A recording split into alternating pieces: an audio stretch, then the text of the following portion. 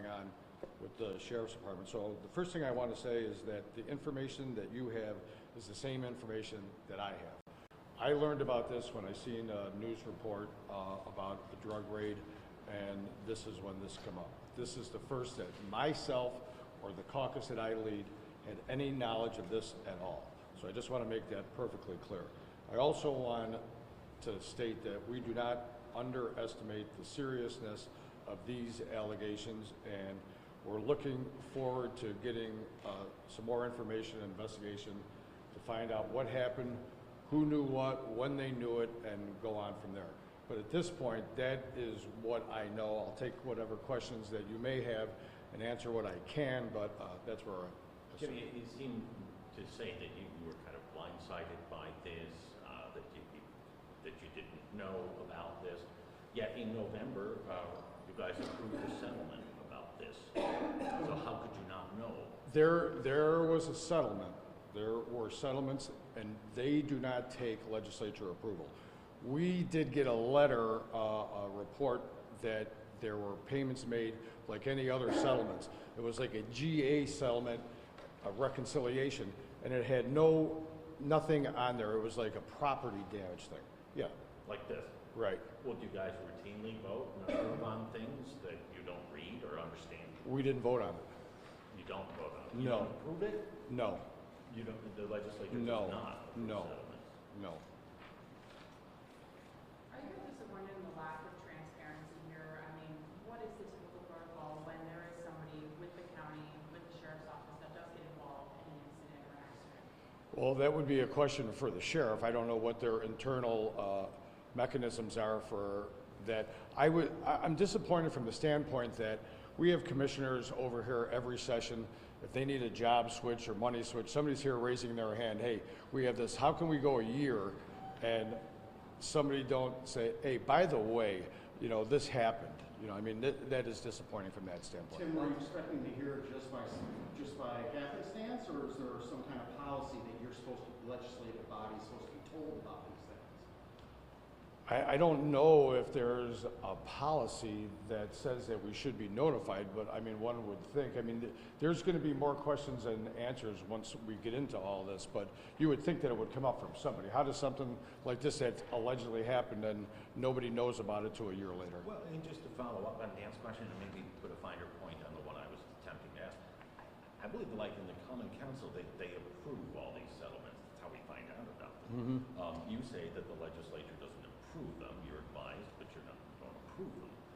Do you think that maybe things have to change where you have to approve something, so they have to give you a little more information, and you know what you were approving if that was... Absolutely. We should know that any kind of settlement. I think the problem is with that like today, we were notified of 6 different lawsuits. Somebody fell on a playground or something at ECMC. So there's so many of them, and I think that's why the county attorney is not required to let us know on each and everything. But we should absolutely know that, and that report should be in greater detail of what that settlement was for and what were the circumstances surrounding that.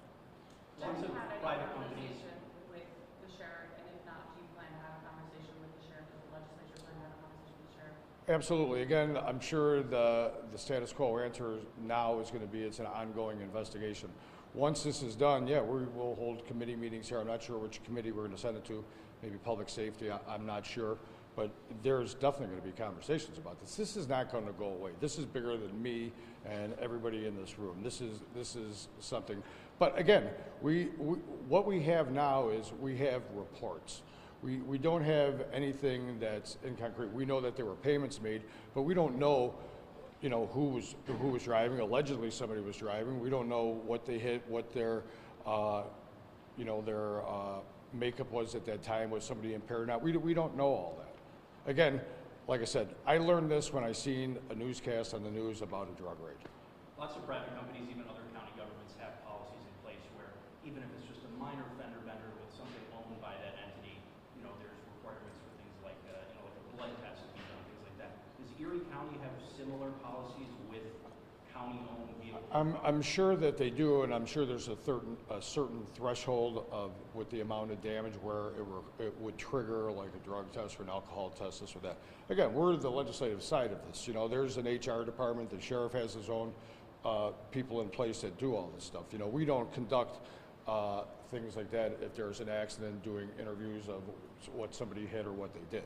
To follow up on that, does the sheriff's office have a different vehicle, county-owned vehicle policy than the county? That would be a question for the sheriff. I don't know. So you don't, I do not know. have you had a conversation with the county attorney? I have not. Are you the only member of the legislature that's here? Today? Yes, are you the only one that's here? No. There's other members of the body here? Leave it meeting. Okay, all right, Yeah. I'm just curious. Yeah. All right, guys, thank you. Any Okay. All good? Anything you want to add? No, well, once, I just guarantee, once this investigation is done, you will hear from this body, you will hear from us, and we will let you know what was given to us. There's nobody gonna run away from this. We're gonna meet it head on and see what happened. That's what we're here for. Public trust should not come into question. And I don't know if it did or if it didn't, but we're gonna find out. I can Do tell you you that. have any powers, like subpoena powers, if they don't want to cooperate? Everything's on the table. We're gonna look into all this. You know, like I said, this thing is getting bigger and bigger by the minute, and the first question you answer, there's 10 more questions. So we'll see what happens. But I just wanted to be clear on what we knew and when we knew it. That's what I wanted to be clear about. Can you just talk next steps from here, what this looks like next steps? The next step is, to me, is gonna be once some investigations are complete and we get something back tangible. You know, I hear that the Buffalo Police are doing an internal investigation. I'm sure the Sheriff's Department, I don't know, we may call for an independent investigation. We're gonna talk about that. You know, we're gonna see what comes up. Again, this is a fluid situation that's changing by the minute.